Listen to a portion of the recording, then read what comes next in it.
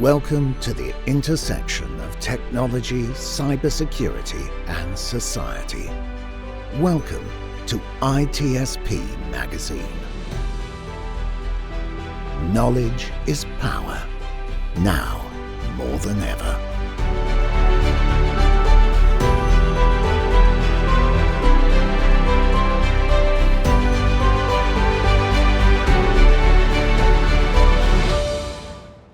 Welcome to the Soulful CXO. I'm your host, Dr. Rebecca Wynn. We are pleased to have us today, Teresa Devine. Teresa is the CEO of Teresa Devine Company and creator of 24/7 Purpose. She is well known as an accomplished CIO for Fortune 500 and private equity companies, where she retired this year. She was recognized many times as a top CIO for helping large companies learn how to build their next generational digital business. Her main focus was on large enterprises and navigating the complexities of digital disruption to develop digital transformation security strategies. Today, she continues to work as a speaker, thought leader, board member, writer, coach, and leadership trainer. As a trainer and keynote speaker, she speaks from real-world executive leadership experience and provides proven methods to drive high performance and happy cultures. Her work has been featured on Oprah's Angel Network, Brains, Medium, Pathos, just to name a few. Teresa, it is so great seeing you again. Welcome to the show. Thank you, Dr. Rebecca. It's wonderful to be here. It's a privilege and an honor. So thank you for having me. I always find it fascinating how people got started in technology. And then for you moved all the way up to the ladder to go ahead and to be a CIO and CISO for advising top 500 companies. How did your journey start and how did you get to be CIO that you are? That certainly wasn't my plan, but through a couple of opportunities, I started out in the .com space, and that was over 20 years ago now. So I helped the company build their .com, and through that process, I realized that I had some project management skills. So I took on managing large software development teams, some offshore, some onshore. And that led to an incredible opportunity to be a CIO at a large Fortune 500 company here in the Georgia area. And from there, ended up going off on my own and becoming an interim CIO, helping mostly private equity companies go from distressed or just serious transformational type work, helping them turn their IT department around and ultimately helping them grow the business. So that's what I've been doing over the last 20 plus years, and a little bit about the background of my career. It's been quite a journey. So you recently retired. What led you to determine that you're going to retire and take another aspect of your career? That's a good question. And it's one that's taken a few years for me to finally retire for the last time. So I admit that it took me 3 tries, and I'm pretty confident that this will be the last time of walking away from the career. My faith in Christ has led me to this new mission. And I believe that we serve lots of missions throughout our life, and they don't have to be in ministry.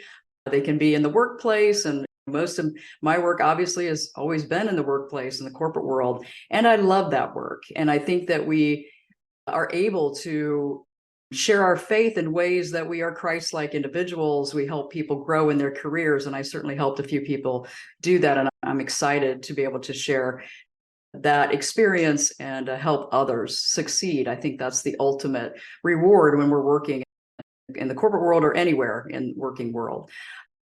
But what happened to me over many years, I've been a Christian believer since I was a child. So I've always believed, but I certainly haven't always been in God's will. So through that period of time and working in such a demanding career, I was always struggling and felt an anxiety around, what am I doing to make a larger impact? What is my relationship to God? I wasn't a mature Christian for a few decades. And so that took a while for me to get there. And through that experience, what led me to realize was that for me, I couldn't serve both the corporate high demand career job and also do the work that I believe that God is asking me to do now. So I think it's really important for Christians to understand that first and foremost, it's all about learning and growing our faith, and then making sure that we're aligned with God's true purpose, which many of us get messed up. I did for many years. And then once we're aligned with him and we really can discern what he's asking us to do in our lives, then that's the time to make decisions about what we're doing for work, what we're doing with our hobbies, with all of life, and the way that we serve him both. And for me, I've learned over the years that it's everything, everybody, in all circumstances. It's not a compartmentalization of our faith, but it's weaving our understanding of God and being Christ-like with every individual and every situation that we encounter throughout our day. How did you go about doing that? Because it's the same concept, even if you are not a Christian or aren't serving Christ, about trying to find out really what some people might call it, find your flow, find what is your internal calling, your internal peace, so then you can do the best in the world that you possibly can. How did you go about determining what that was? Yeah, that's a really insightful question. For me, it was years of floundering, and I can only speak to being a believer. I just don't have the knowledge to speak to other faiths, of course, and so I wouldn't possibly try to understand their point of view, but certainly respect that. And so for me, it was a process of understanding that I was somewhat tormented in my mind. Some of that was from past pain and hurts that needed to be healed by God. So that was a big part of it. But it was really understanding that what I lacked the most was the ignorance of his biblical word. And so once that finally got through my thick head, then I started to learn and understand his word. And only through that could I understand what is his will truly? What are God's ways? And then from there, he leads us into that area of understanding, knowledge, confidence, clarity, right? And then we can start to hear and listen to the Holy Spirit in a more direct way so he can lead us. But before, not understanding his ways through biblical understanding, really was just floundering and just trying to figure things out on my own, which failed miserably. Yeah, I can hear you on that one. So did you, I know some people use like diagrams. They look at where spirituality and physical well-being and mental well-being and how they intersect, and then find that inner sanctum on how to go ahead and find their true core self, I would say, or truly. Is that what you had to do too, or did you only go on a spiritual walk? Because I know for me, with my physical health is not at its most optimum, then every other aspect of my life really falls apart. So did you find that you had to go not only on a spiritual journey, but you also had to go on a health journey and maybe on a mental journey in different areas like that as well too? So you can go ahead and find out what your, as you would say, your true calling is? Yeah, and so just for my understanding and what I believe God shared with me, and then to answer your question, I tried to retire the first time and went to Africa. I have certainly done some things thinking that, oh, my purpose must be over there. And my area, meaning that's where I'm supposed to be serving. So I've taken, trips to Africa, trips to Haiti, and certainly there's great work involved in doing that. But to answer your question, for me, it was coming to the realization, which is the basis for Christianity, is full surrender. Me trying to figure it out on my own, not understanding biblical word and biblical truth, then I was constantly seeking something that was all about me. And that's the opposite of the Christian life, right? We are to surrender to the Lord, and life becomes all about serving him. And the glory in that is, one, we're serving for his glory, but we get all the benefits and all the adventure and all of the great rewards that come with that. Yes, to answer your question, certainly I was on many years of that type of searching, but really searching in the wrong places. However, of course, God is going to meet us where we are. So it was actually in Africa where he released to me and showed me through some scripture and also a devotional that I received that serving him is everywhere. It didn't have to be in Africa. It can be if that's where he's asking that person to go and serve in a mission, but it's also right here in my neighborhood. And so I didn't understand that. I really thought that purpose was all about this big grand thing this big event or this big contribution or legacy that I was supposed to leave behind. A very distorted view of what his purpose really is. And his purpose for believers is all about loving the Lord your God with all of your heart, soul, mind, and strength, and loving others as we love ourselves. And that's found in Mark 12:28-31. And that's what really revolutionized and gave me revelation about that scripture that I'd heard many times, but I never understood. That is our ultimate purpose. It's not about doing things. It's about becoming Christ-like and being that way towards other people and ourselves. But to go back to your other point about health and well-being, and I believe all of these things are symptoms of areas in our life that might not be aligned with God. Now, in some cases, there's just diseases that are completely out of people's control, and that doesn't mean that they're not aligned with God. I don't want to make that misunderstanding at all. But for me, it was many symptoms, and most of it was about dealing with past pain and healing that I needed to face with his help instead of on my own. And through that process and understanding, that was a big part. So I think it is symptom based, as you described. Yeah, I think a lot of times we feel when we're feeling uncomfortable as human beings, it's because we're really not where we should absolutely be. And it might not be every aspect of your life, but as you have brought out, I think internally we like to help other people. We like to be servant oriented. And one of the things that I tell when people are down and they're depressed and things aren't going right in their life, that I say, seek out a way to help somebody else, whether it might be even just helping them to the car with their groceries, whether it's they're walking by themselves, an older person, maybe they want someone to walk with them on that walk that day or something like that. When you serve other people in some aspect, it really feeds into you as a human. And people forget about that. And I think one of the reasons why a lot of us are getting burned out and stressed and things along those lines in our jobs is because we get so focused on career. And I've done this myself. I'm guilty myself, that those other aspects of my life have been on the wayside. And that's the one thing I think we see quite a bit today, where people get out of balance. And when you get out of balance, you start feeling uncomfortable. But what we have to be careful about is that we lean into then working more.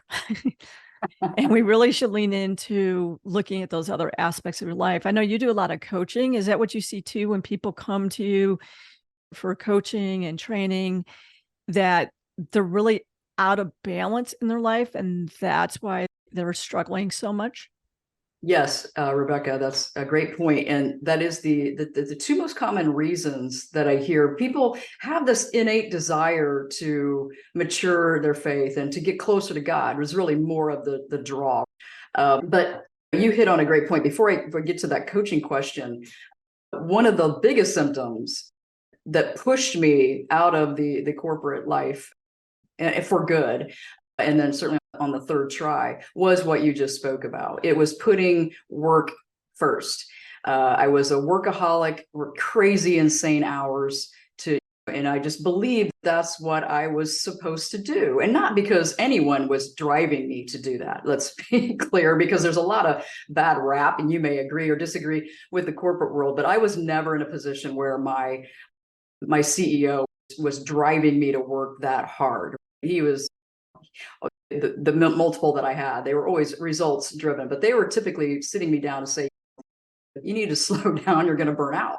So I had some amazing mentors and leaders. So I just want to shout out to a little bit of positiveness around the corporate world. But anyway, my job took over. I don't have children, but I have an incredible, amazing husband of almost 30 years. And so the job took over and started to impact every relationship in my life. I never forget the one year that I forgot my mother's birthday. And that was just a big deal because I never did that. And that was one of many wake-up calls that the next day when I realized I missed her birthday, and I call her so sorry and so remorseful that this was a moment where this is off. This is way out of balance. And my personality and the type of work that I did, I was not the type that could turn it off. So there's people like me out there, and there's others who can do that. They can figure out how to create boundaries and how to set certain parameters for their life. And I coach people on how to do that. So I'm never trying to get someone to leave the corporate world to go into ministry. And that's one of the myths about the work that I do. But you're right. They come to me, either they're burnout or they're just confused or they're a new Christian and they're just looking for guidance. Like, how do I get to the next level? I just don't feel like I know what I'm doing. I don't really understand this, how to be aligned with the will of God. What does it even mean? These are all the questions that I had as a believer. And these are some of the things that I help people in the coaching, and also help them understand that they're serving from God's strength as their foundation, but there are individual strengths that we all have. And I help them unleash those strengths and spiritual gifts so that they can be more impactful and serve the Lord with more energy and more joy. This should be a joyous experience and not a dreaded activity that so many of us get into because we just don't understand what it is and how it all works. I agree. I think one of the things that's easy to do as a human, as we want people to be how we perceive them to be and not how they really are. And then we get into that working relationship. We're like, they're not the people we thought they were, but we weren't listening to who they are. And then we have trouble adapting to that. That's what I see quite a bit. That's one thing I tell people when you're interviewing with a company. Don't allow them to only interview you. You really need to be interviewing them. Are they the type of people who resonate with you? Are they the type of people who are on the same path as you are? Because if not, you're really not going to be happy. And a lot of times we take a position because we need the paycheck. And I know that everyone has to pay their bills, things along those lines. I understand that. But the one thing is you have to ask, beyond the paycheck, are you paying too high of a price? I know I've taken positions before in the past, a lot of times where what you were asking me was impossible to deliver regardless of the time and effort that I put in. There was just no way to meet that criteria. Mm-hmm. The price to pay was really too high, and it affected me physically for a long period of time after I left that engagement. I felt that in my gut, but I said yes and went in. Yeah. Really have to listen to your gut and be willing to say no, because there was probably an opportunity that was around the corner that was the better fit for me that I didn't take because of fear, uncertainty, and doubt. What happens if I don't take this engagement? Will it be a month or 2 months or maybe 3 months before I find a better consulting gig? Do you find that as well too, on people not really listening to their inner voice to say a better yes to opportunities and be willing to say no to opportunities they really should be saying no to? Yeah, certainly. I've done that myself as well. And it doesn't take long, right, to figure out that, this might not be the best fit. And it could be both ways. So I've always been of the mindset, and I completely understand people that are in positions. I think about single moms, and I think their decision-making process is way different than someone like me who doesn't have children to care for. So I think sometimes it's easy for us to say we probably shouldn't have done that, but maybe sometimes they're in a position where they just have to. And then hopefully from that mistake or that setback, if you will, that will lead to something greater for them. But you're right. If that gut feeling is telling us, don't do it, and you can't even explain why sometimes, it could be the Lord protecting us away from that person, experience, or he just has something better for us. He has a different door to open. So I think it's really tricky, but I think you're absolutely correct in that discernment. You had mentioned that when you were at work, you were all in. I was that way too. And you become so invested that one of the things is you don't realize that everybody around you is not as invested as you are. What words of wisdom would you give a person who's overly committed to work? They want to go ahead and be a little less invested, but they have the reputation on always being the go-to person. How do you start backing off from that to gain your resiliency back in the workplace? Ooh, that's an awesome question. It's one of those questions where I would say, okay, what would I tell my younger self if I could go back? And the funny thing is, Dr. Rebecca, that I had all the most incredible support. So I'm not sure I could have done it.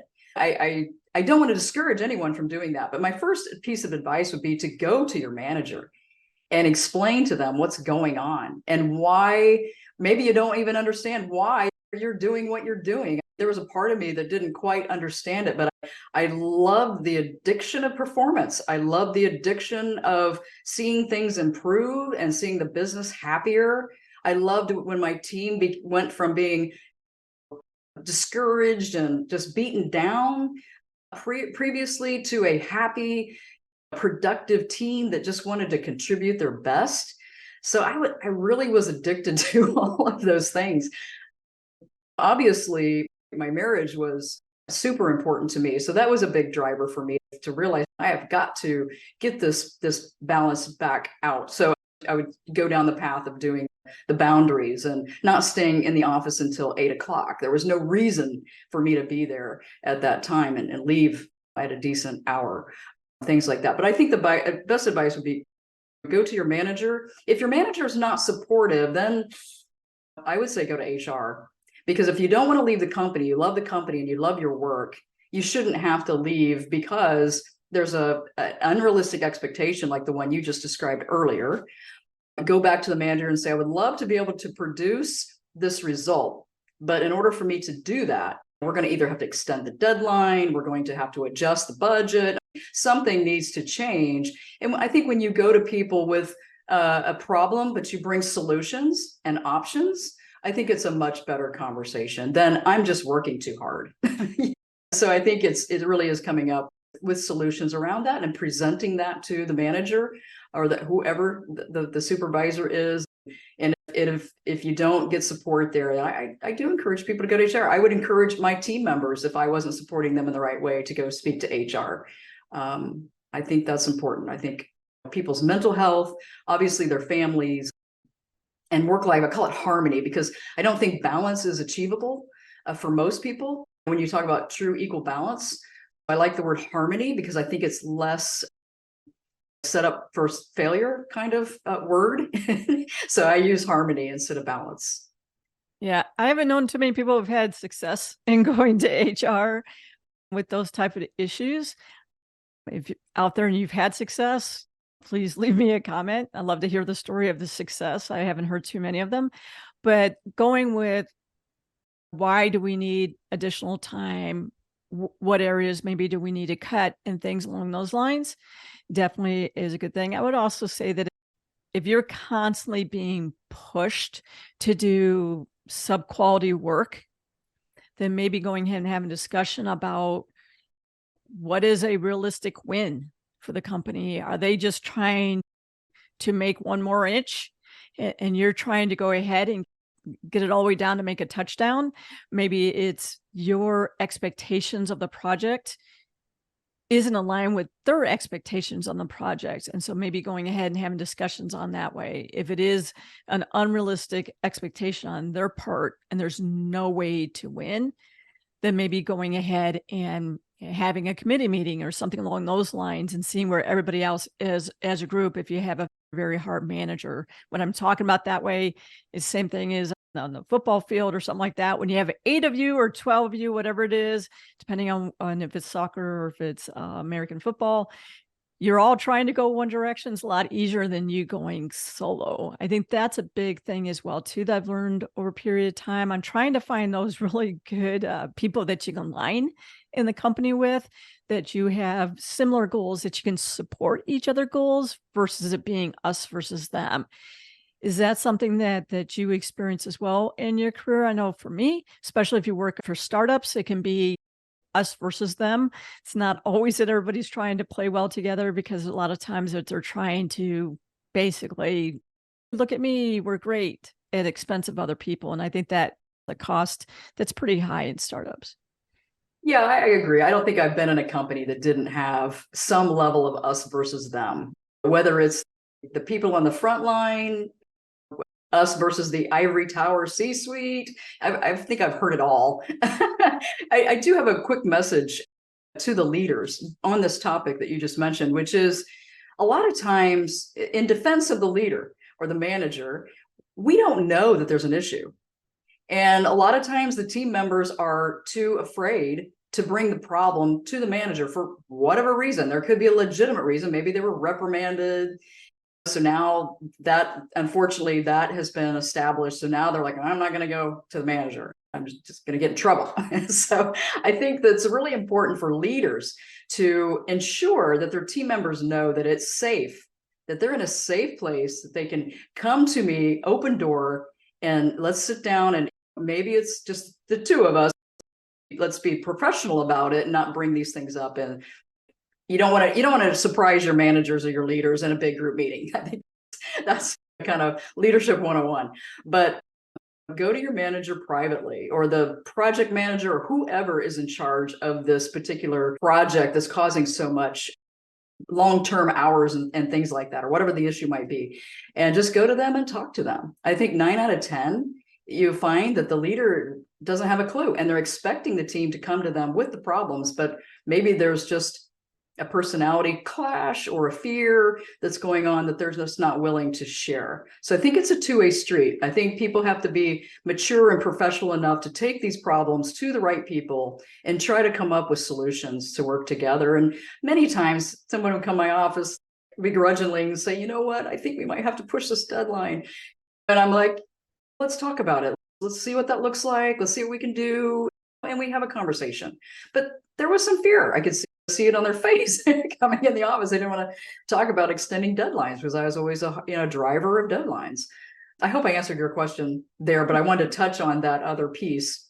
I think that's critical. I think one thing is just what you said is, and when people come to you and they're having a strong issue and they're trying to deliver, but they can't deliver for whatever reason, you have to, as a leader, get out of the driver of the issue to then coach, mentor, helper, facilitator on helping them with the solution. And I see a lot of leaders don't make that conversion. They're like, just go talk to this person. No, I literally am stuck. I am stuck. I'm fear, uncertainty, and doubt, anxiety, and stuff like that. You then need to do the pat on the back. You need to make that change. And I see a lot of leaders don't know how to do that. Have you always done it in your career? Or is that something that you had to acquire? Oh, I certainly had to learn a lot of leadership skills. I was not trained in leadership early on. Obviously, I had some really great CEO mentors. But there are, all of us start out a certain way, and we have certain character, personality types and character ways about us that have to be adjusted and changed. So I would say absolutely, over the years, I just decided that I wanted to be better. I wanted to be a better leader. I wanted to be a better manager. So I invested in that training, and I sought out ways to improve in that. I'm by no stretch even close to being a perfect leader or mentor. But what I do find is that if you care about people, that's the number one criteria for a great leader, is that you need to care. And if you don't care, they'll know, and you can't fake it. It's definitely a learned and practiced and intentional skill that we must acquire if we want to be good leaders, and not just good leaders, but inspirational and motivating and supportive and empathetic and all those great things. Unfortunately, our time has totally run short. What is the best way for people to reach out to you for advisory services, for coaching, and learn how to be, better human beings and have better teams at work? Thank you, Dr. Rebecca. Yes, basically go to teresadevine.com. It's no H. And you can find out everything about what I'm doing there at the website. I do offer coaching to Christians who want to make a greater impact and who want to build out a spiritual growth plan. I am hoping to publish a novel in 2024, so stay tuned for that. And again, it's teresadevine.com. Teresa, thank you so much. You are a soulful CXO. Thank you. My pleasure. We hope you enjoyed this conversation. If you learned something new and this story made you think, then share ITSP Magazine with your friends, family, and colleagues. If you represent a company and wish to associate your brand with our conversations, sponsor one or more of our columns. We hope you will come back for more stories and follow us on our journey. You can always find us at the intersection of technology, cybersecurity, and society.